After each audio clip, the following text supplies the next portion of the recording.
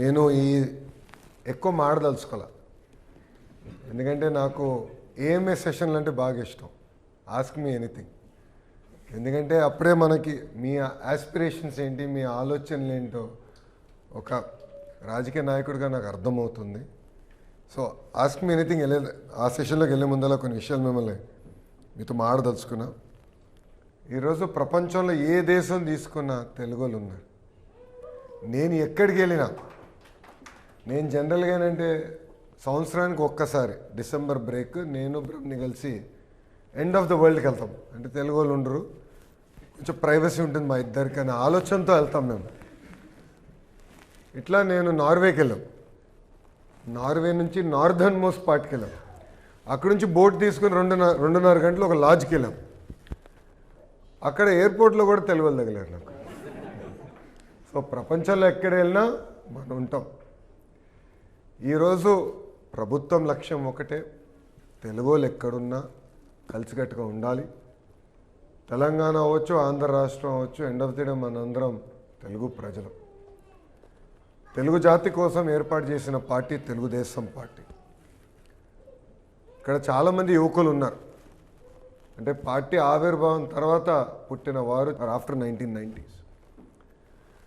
మొన్న పార్టీ ఆఫీస్లో మేము ఒక హిస్టరీ వాల్ క్రియేట్ చేయాలనుకున్నాం. దాంట్లో నేను రీసెర్చ్ చేయాలని, సో ఆ రీసెర్చ్ వింగ్తో పాటు నేను ఒక రీసెర్చ్ చేస్తూ నేను ChatGPTని అడిగా. 1982లో ఉమ్మడి ఆంధ్ర రాష్ట్రం, అదేవిధంగా ఆనాడు బీహార్ రాష్ట్రం తలసరి ఆదాయంలో హ్యూమన్ డెవలప్మెంట్ ఇండెక్స్లో ఎలా ఉంది అని. మీరందరూ ఆశ్చర్యపోతారు. కేవలం 7 నుంచి 10% మనం ముందలున్నాం. అలాంటిది ఈరోజు తిరిగి చూస్తే అటు తెలంగాణ కానివ్వండి, ఇటు ఆంధ్ర రాష్ట్రం కానివ్వండి, కనీసం 8 times 10 times మనం ముందరికెళ్ళాం. నేను బలంగా నమ్మేది దానికి కారణం తెలుగుదేశం పార్టీ. మీరు చూశారు, తెలుగు జాతి కోసం నిలబడిన పార్టీ తెలుగుదేశం పార్టీ. తెలుగు వాళ్ళు ఎక్కడున్నా ఇబ్బంది పడినా వాళ్ళకి అండగా నిలబడేది తెలుగుదేశం పార్టీ. మేమందరం మొన్న నేను శ్రీకాళహస్తికి వెళ్ళాం. అక్కడ గుడిలోకి వెళ్ళేటప్పుడు పెద్దయిన 85 సంవత్సరాలు పెద్దయిన ఆయన పేరు నరసింహం గారు. ఆయన సతీమణి గారు ఉండి, బాబు నీతో మాట్లాడాలన్నారు. పెద్దయినా కొంచెం లేట్ అవుతుంది చెప్పండి అని అంటే అప్పుడు ఆయన అన్నారు, ఉత్తరాఖండ్లో నేను చిక్కిపోయాను. ఆనాడు చంద్రబాబు నాయుడు గారు మా కోసం ప్రత్యేక విమానాలు వేసి తీసుకొచ్చారు. ఆయన దాని తర్వాత కలవలేకపోయా, మీరన్నా థ్యాంక్ యూ చెప్పండి మా తరపున అని చెప్పారు. అంటే ఆనాడు బాబు గారు ప్రతిపక్షంలో ఉండే, అధికారంలో కూడా లేరు. అధికారంలో ఉన్నా లేకపోయినా మా లక్ష్యం ఒకటే, తెలుగు జాతి కోసం మేము అహర్నిశలు కష్టపడతాం. దాంట్లో మన అందరూ భాగస్వామ్యం అవ్వాలి. ఒక మాటలో చెప్పాలంటే మీరే మా బ్రాండ్ అంబాసిడర్స్. కొరియాలో you are our brand ambassadors.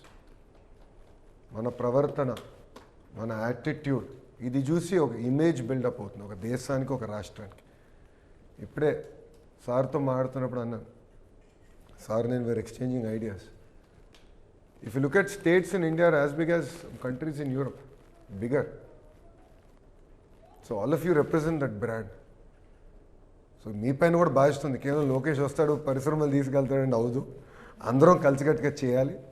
రాష్ట్ర విభజన తర్వాత ఆంధ్ర రాష్ట్రం ఎంత వెనుకబడిందో మనందరికి తెలిసిన విషయమే. ఎందుకంటే సుమారుగా 60 సంవత్సరాలు అందరూ కష్టపడి హైదరాబాద్ని అభివృద్ధి చేసుకున్నాం. దాని తర్వాత ఇది మీది కాదు రాష్ట్ర విభజన 10 సంవత్సరాల నుంచి చెప్తాం కూడా జరిగింది. విభజన అయిపోయింది, దాని గురించి ఇప్పుడు బాధపడాల్సిన అవసరం లేదు. It is what it is in our past, it's history. But ముందరికెళ్ళాలి. కానీ this very exciting times. What India has today I think is the best time.